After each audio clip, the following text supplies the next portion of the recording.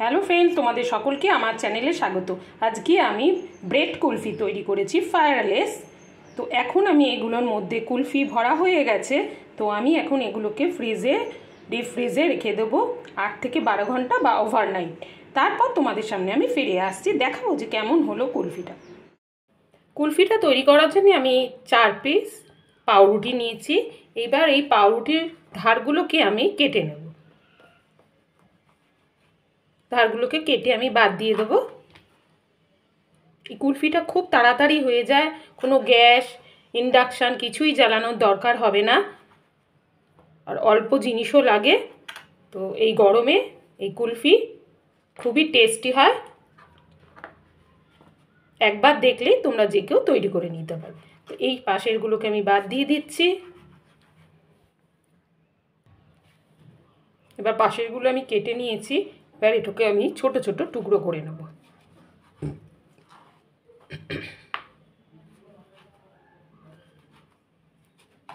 এরকম ছোট ছোট টুকরো করে নেব। এবার মিক্সির বড় জারটা নিয়ে নিয়েছি, তার মধ্যে পাউরুটির টুকরোগুলোকে দিয়ে দেব। টুকরোগুলোকে দিয়ে দিয়েছি, আর এর মধ্যে দেব 5 চামচ চিনি। যারা মিষ্টি খেতে ভালোবাসে একটু বেশি মিষ্টি দেবে, নাহলে আরও কম মিষ্টি দিলেও হয়।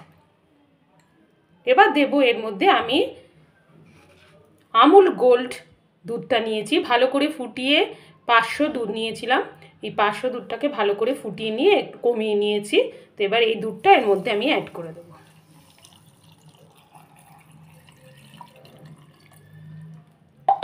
আর আমি দেব এর মধ্যে আমি ক্রিম দেব। আমি এটা দুধের সরটা তুলে তুলে জমিয়ে এটা ক্রিমটা তৈরি করেছি। তোমরা বাইরের থেকেও ফ্রেশ ক্রিম কিনে তোমরা এর মধ্যে অ্যাড করতে পারো। তবে এই ক্রিমটাকে আমি একটু চামচ দিয়ে ঘুটে নিচ্ছি।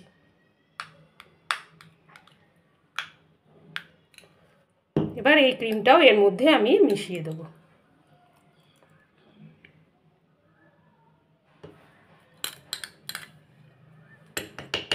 খুব টেস্টি হয় এই ক্রিমটা দিলে।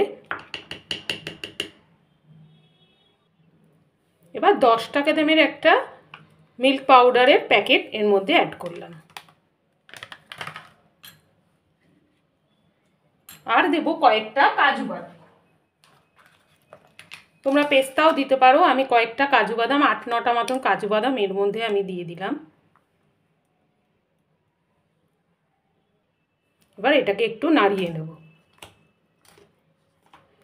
জাল দেওয়ার ঝামেলা থাকবে না, গ্যাস জ্বালানোর ঝামেলা থাকবে না, খুব তাড়াতাড়ি এই কুলফিটা তৈরি হয়ে যায়, আর খেতেও খুব সুন্দর লাগে।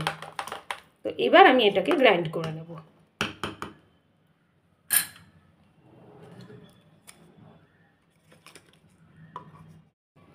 তো মিক্সিতে আমার গ্রাইন্ড করা হয়ে গেছে। এবার আমি কতগুলো এরকম পাত্র নেব। এগুলোতে কুলফি জানোই এরকম কন্টেনার কিনতে পাওয়া যায়। তো এগুলোর মধ্যে আমি এখন কুলফিগুলোকে ঢালবো। আর এরকম আইসক্রিমের বাটিও নিয়েছি, এরকম দুটো নিয়েছি। এই দুটোর মধ্যেই আমি কুলফি ঢালবো। তো ঢেলে নিচ্ছি আমি। পুরো ভর্তি করব না, এই অল্প অল্প ভর্তি করব। এটার মধ্যেও আমি ঢেলে দিচ্ছি।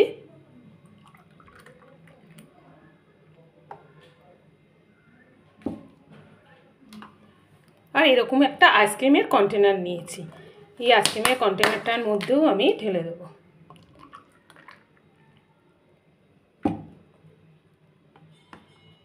দিয়ে এটা দিয়ে আমি আটকে দেবো। তোমরা ফয়েল পেপার দিয়েও এগুলোকে আটকে নিতে পারো।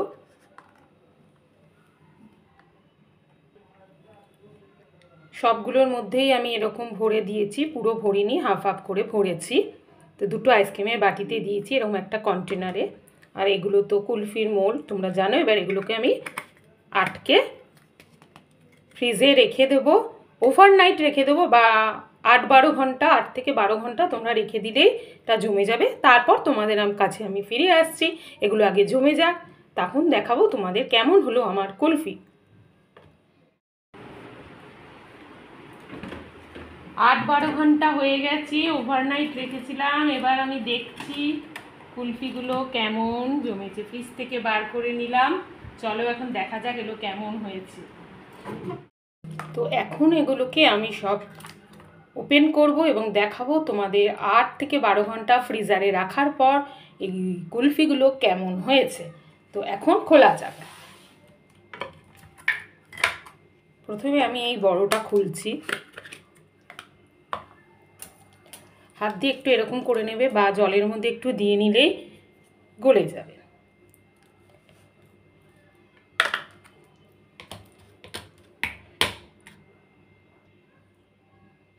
দেখো এটা খুলে তোমাদের দেখাচ্ছি।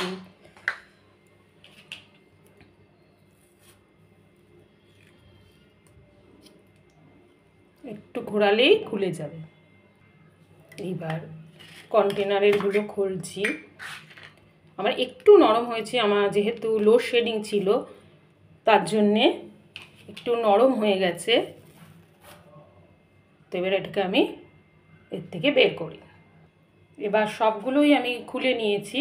তো দেখতে পাচ্ছ একটু আমার নরম আছে, যেহেতু লোডশেডিং ছিল তোমাদের বললাম। এবার আমি এর মধ্যে সার্ভ করে দেখাচ্ছি। একটু কেটে নেব। আমি এগুলোকে একটু টুকরো টুকরো করে কেটে নেব।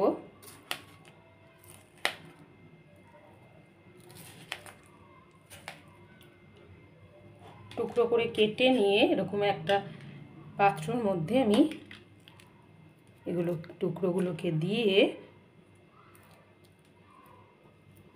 পরিবেশন করছি।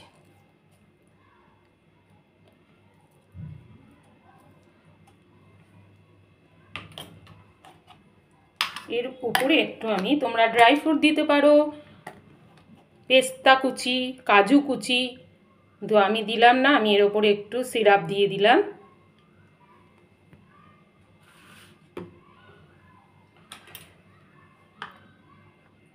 তো দেখতে পেয়েছো আমি কিভাবে ব্রেড কুলফি ফায়ারলেস তৈরি করেছি। তো তোমাদের যদি আজকের এই ব্রেড কুলফির ভিডিওটা ভালো লেগে থাকে তাহলে তোমরা লাইক করো, শেয়ার করো, কমেন্ট করো। আমার চ্যানেলে যারা নতুন বন্ধু আছো আমার চ্যানেলটাকে সাবস্ক্রাইব করে দিও, আমার ভালো লাগবে। তোমাদের সাথে দেখা হবে আবার নেক্সট কোনো ভিডিওতে।